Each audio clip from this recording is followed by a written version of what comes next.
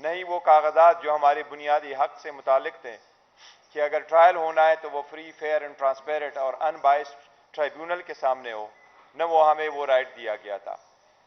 अब साइपर के केस में बावजूद इसके कि कोर्ट ने स्पेसिफिक डायरेक्शंस दी है और एक से ज्यादा मौक़िफ़ दिए, उसके बावजूद जज साहब उसकी परवाह किए बगैर प्रोसीड कर रहे हैं ट्रायल के साथ।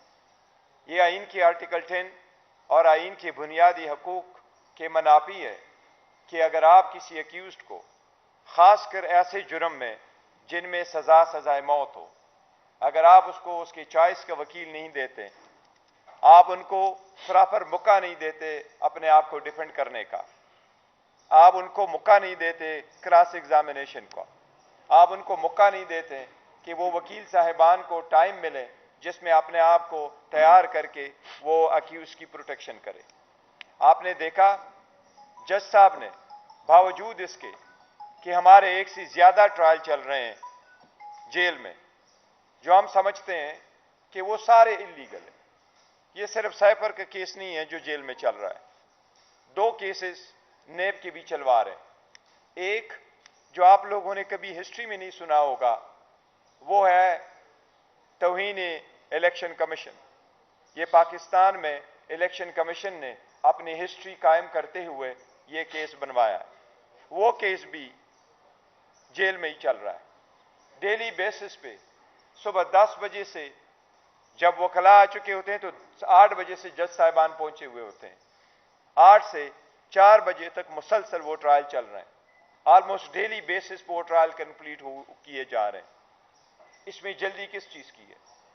लेकिन साइपर के केस को स्पेसिफिकली जो मैं कह रहा हूं कि खान साहब को द अदर डे वकला के होते हुए भी, उन वकला के बावजूद जज साहब को इतनी जल्दी पड़ी है कि जज साहब ने खान साहब के लिए लीगल प्लीडर और वकील अपॉइंट कर लिए। किसी अक्यूज के लिए उसकी मर्जी के खिलाफ वकील अपॉइंट करना आइन की खिलाफ वर्जी है। इसके सख्त अल्फाज में हम शदीद मजम्मत करते हैं। हम अदलिया से दरख्वास्त करते हैं, हाई कोर्ट से दरख्वास्त करते हैं, सुप्रीम कोर्ट से दरख्वास्त करते हैं कि यह आपकी आर्टिकल 203 में आपकी जिम्मेदारी है कि आपके ज्यूरिसडिक्शन के अंदर कोई भी जज कोई भी ट्रायल चलाते हो, आप उसके सुपरवाइजर ज्यूरिसडिक्शन में एक्सरसाइज करते हुए उनको डायरेक्शन दे सकते हैं। ये ऑन कॉल फॉर है कि जज साहब खुद किसी अक्यूज के लिए वकील अपॉइंट कर ले। और इस मरतबा जो वकला अपॉइंट हुए हैं वो वकला वो अपॉइंट कर लिए हैं जो ऑलरेडी प्रोसिक्यूशन की तरफ से पेश हो चुके हैं। ये आईन के नहीं, ये कानून के नहीं, ये तो एक आम लॉजिक और पंचायत में कभी ऐसा नहीं होता। और इतना बड़ा केस जो उसमें आप सजाए मौत की तरफ लेके जा रहे हैं, इसलिए इस तरीक़ाकार को हम इंसानी बुनियादों की भी खिलाफ वर्जी समझते हैं। मैं इन सब से एक दरख्वास्त करूंगा, वो खान साहब ने बड़े सख्त अल्फाज में इस बात का जिक्र किया था और कुरान की आयत का इनके लिए मंसूब करते हुए कहा था कि अल्लाह का भी फरमान है कि किसी की दुश्मनी आपको इस बात पे मजबूर न कर दे कि आप अदल ना करो, अदल करो, यह तकवा के करीब है। हम आईनी जिम्मेदारियां अदलिया को रिमाइंड कराते हुए उनसे पुरजोर मुतालबा करते हैं कि अदलिया पहले से कि हम खुद कोर्ट जाएं, हम देखते हैं अदलिया ऐसे सरकमस्टांसिस में क्या इकदाम करती है। फंडामेंटल राइट्स का प्रोटेक्शन करने का अमीन और आईनी जिम्मेदारी सबसे पहले आइन ने अदलिया के कंधों पर डाला है। हम आगे दिनों में देखेंगे कल में कि चीफ जस्टिस ऑफ पाकिस्तान और chief justice Islamabad high court क्या इकदाम कर रहे हैं। आज इस ट्रेंच के शॉर्ट नोटिस पे मैं उनकी तवज्जो मबजूल करवा रहा हूँ और उनसे आईनी और कानूनी मुतालबा हम करते हैं बाज़ाब्ता तौर पर कि इसमें आप इंटरवीन कर लें। इसके साथ साथ मैं इस बात पे तवज्जो दिलाता हूँ, इलेक्शन शुरू हुए, इलेक्शन का प्रोसेस जब शुरू होने वाला था तो हम बार बार अदालतों के सामने आए, हाई कोर्ट में गए, सुप्रीम कोर्ट में गए, 2 हुकूमतें खत्म हो गई थी, 90 डेज में इलेक्शन मांग रहे थे, वो for one reason the other delay होते गए। आखिरकार सुप्रीम कोर्ट के इंटरवेंशन से सदर और इलेक्शन कमीशन के दस्तखतों से 8 की तारीख तय हो गई। हमारी दरख्वास्त थी कि लेवल प्लेइंग फील्ड हमें प्रोवाइड करे। ये पाकिस्तान की सबसे बड़ी पॉलिटिकल पार्टी है और इसकी सारी पॉपुलरिटी है। ये सिर्फ ये नहीं है कि पार्टी कितनी पॉपुलर है, ये अवाम की बुनियादी हकूक का हिस्सा है कि वो डेमोक्रेटिक प्रोसेस में शामिल हो। वो हर जगह हर रुख पे हमें रोका गया और हमें वो रिफ्यूज किया गया। हमें लेवल प्लेइंग फील्ड तो क्या फील्ड ही नहीं दी गई, हमसे बल्ला लिया गया, हमारे प्रपोजल सेकेंडर रोके गए, हमारे नॉमिनेशन फॉर्म रिजेक्ट किए गए टेक्निकल बुनियादों पे। लेकिन कैंपेन में हिस्सा लेना तो हमारा हक है और कैंपेन में पार्टिसिपेट करना भी हमारा हक है। हम दरख्वास्त देते हैं तो हमें इजाजत नहीं मिलती। मैं कल शाम को बुनेर से वापस आया हूं जहां मैं N18 में पार्टिसिपेट कर रहा था। हमने 5 कन्वेंशन ही कर दी, वो सारे क्लोज इंडोर जगहों में कर ली क्योंकि हमारे पास एनओसी नहीं थी। और सारी जगहों पे जहां हमारे कैंडिडेट्स रैली करना चाहते हैं वहां उनकी इजाजत नहीं है। आज के लिए खान साहब की हिदायत के मुताबिक हमने सारे उम्मीदवारान को ये डायरेक्शन दी थी खान साहब की तरफ से कि वो आज के दिन कानून के मुताबिक रैलीज निकालें। मैंने वॉइस मैसेज भी उनको खान साहब की डायरेक्शन पहुंचाई कि आपका जो भी रैली हो वो पुरअमन तरीके से हो, आपके पास अपने मुल्क के झंडे हो, आपके पास पाकिस्तान तहरीक इंसाफ का झंडा हो, आप पुरअमन निकलें, अपने रास्ते पे चलते हुए रैली निकाले, अवाम में अपने निशानात इंट्रोड्यूस करवाए। आपने देखा 80 साल साबिक गवर्नर साहब मियां अजहर साहब को भी अरेस्ट किया गया। ऐसे तरीक़ेकार आईन कानून की सराहन खिलाफ वर्जी है। ये अवाम का रास्ता रोकने के मुतरादिफ है। अगर हर रोज आप अवाम के रास्ते रोकेंगे तो हम 8 तारीख के बारे में क्या प्रेडिक्ट करें। मेरी इलेक्शन कमीशन से दरखास्त है कि आपने ही कोड ऑफ कंडक्ट मुतारिफ करवाया था, हमने आपसे मिले थे, आपने हमें यकीन दहानी कराई थी, आपने बंद कमरे में भी यकीन दहानी कराई थी, आपने ओपन हॉल में सारे पॉलिटिकल पार्टी के सामने यकीन दहानी करवाई थी कि इलेक्शन के शेड्यूल आने के बाद सबको बराबर और मसावी का सलूक मिलेगा। और उस बराबर और मसावी सलूक सिर्फ पॉलिटिकल पार्टी का नहीं होता, हर कैंडिडेट का है। हमारे कैंडिडेटों को आज अपने इंतखाबी निशानात इंट्रोड्यूस कराने में क्यों ये दिक्कतें पेश आई, उनमें क्यों ये मुश्किलात पेश आ रही है। हम इलेक्शन कमीशन से बाज़ाबिता तौर पर मुतालबा करते हैं कि इसके खिलाफ एक्शन लें, मेक श्योर करें हमें आइंदा ये ना हो। लेकिन जो आज हमें रोका गया और हमारे उस रास्ते में एक रुकावटें डाली गई, ये हम समझते हैं आईन और कानून की सरीहन खिलाफ वर्जी है। इसके बाद मैं इसके आपके क्वेश्चंस इस पॉइंटों पे ले लूं, मैं आपके साथ अपने मैनिफेस्टो शेयर करूंगा। किसी भी पॉलिटिकल पार्टी के लिए ये खुशी का दिन होता है कि वो आपके साथ अपना इंतखाबी मंशूर शेयर करे। मैं ये अफसोस के साथ भी कहना पड़ता है कि मैं खुशी के साथ तो बैठा हूं रऊफ साहब के साथ और रिजवान साहब के साथ, अपने सारे दोस्तों के साथ, लेकिन जिस टीम ने बड़ी मेहनत के साथ 6 महीने काम करते हुए इस मैनिफेस्टो को तैयार किया, उसके मेजॉरिटी मेंबरान साहिबान जो हालात बने हुए हैं आपके सामने हैं, उनके पेश नज़र वो मेरे साथ आज नहीं बैठ सकते हैं। हम आपको इज्तिमाई तौर पर वो नहीं डिस्प्ले कर सकते हैं जो है, ये हम समझते हैं कि ये इटसेल्फ आईनी और कानूनी खिलाफ वर्जी है। हमें अगर मैनिफेस्टो डिस्प्ले करने में दुश्वारियां आ रही है तो इससे आप अंदाजा करें कि कितनी कोशिश की जा रही है एक पार्टी को इंटायर प्रोसेस से आउट करने के लिए और उनके सपोर्टर और वोटर और कैंडिडेट्स को।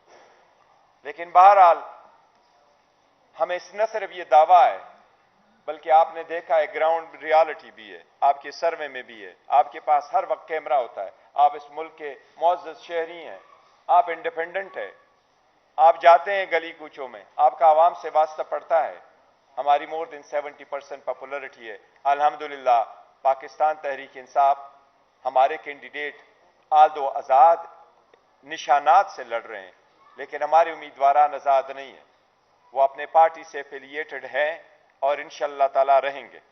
इसलिए हमने अवाम की खातिर अपने मैनिफेस्टो जो बनाया है उसके मेन पॉइंट्स का मैं आपके साथ शेयर करता हूं। सबसे पहले हमारा ये है, ये एक एक मैं आपको बता रहा हूं, ये हमारे जो हेडलाइंस है उसके हिसाब से। सबसे पहले हम ये कह रहे हैं, शानदार पाकिस्तान, शानदार मुस्तकबिल और खराब माजी से छुटकारा।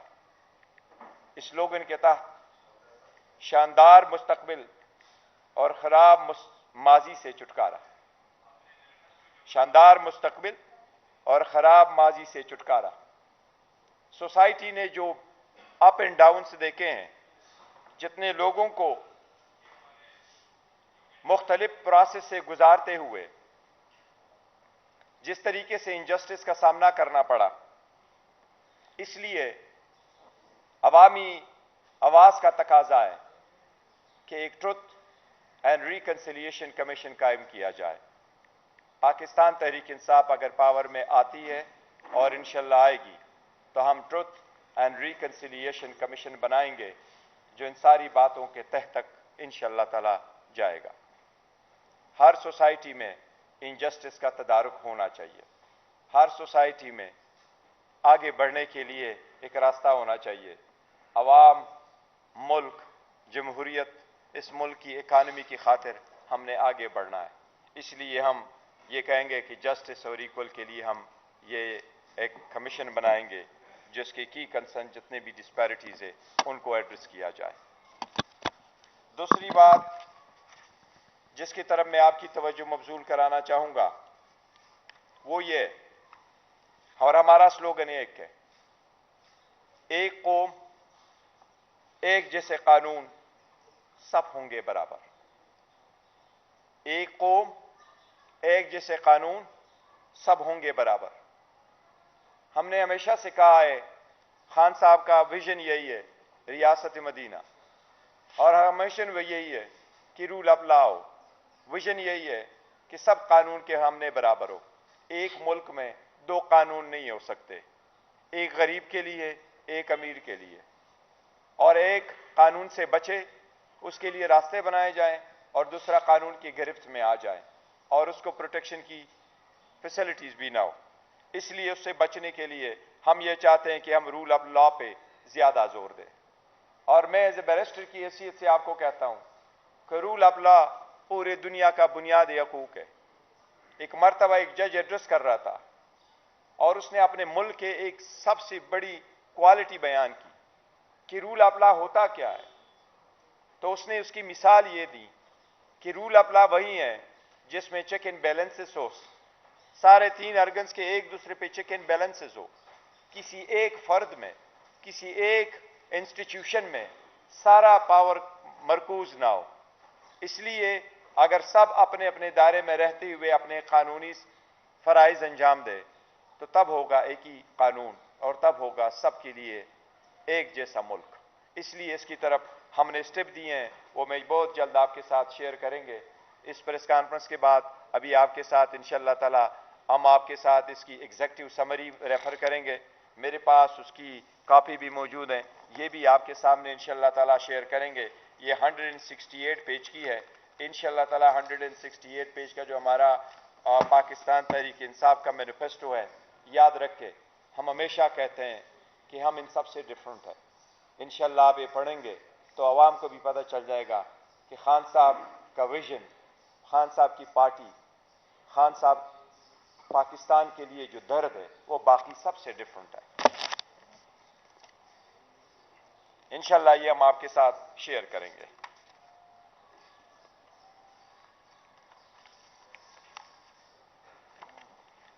अब मैं आपकी तीसरे पॉइंट पे आ रहा हूं। हमारा विजन क्या है पाकिस्तान के लिए और हमारा आवाज यही है उसके लिए, रियासत मदीने में मदीने वाले जैसा इंसाफ, बराइनाम कवानीन नहीं, उस पर अमलदारी लाजिम है। हमारे कुछ कवानीन फरसूदा हो चुके हैं, चाहे वो क्रिमिनल प्रोसीजर है, चाहे वो सिविल प्रोसीजर है, चाहे वो पाकिस्तान पीनल कोड है। अदालतों में लोग जाते हैं, अदालतों में लोग फंस जाते हैं, या वो एक्सपेंसिव भी बहुत है, या लेंथी बहुत है, या कॉम्प्लिकेटेड बहुत है। खासकर एक चीज़ को मद्देनजर रखते हुए जब अदालतों में आप जाएं तो कहते हैं एप्लीकेशन फाइल करो, बायोमेट्रिक्स नहीं हुए, एफिडेविट नहीं है, कोई और चीज़ नहीं है। लेकिन उसके बरक्स जो लोग आपको अरेस्ट करते हैं, एक गाड़ी से अडियाला में आपको निकाल देते हैं, दूसरा कड़ा कहते हैं दूसरे में आ जाओ, आप किसी और में अरेस्टेड है।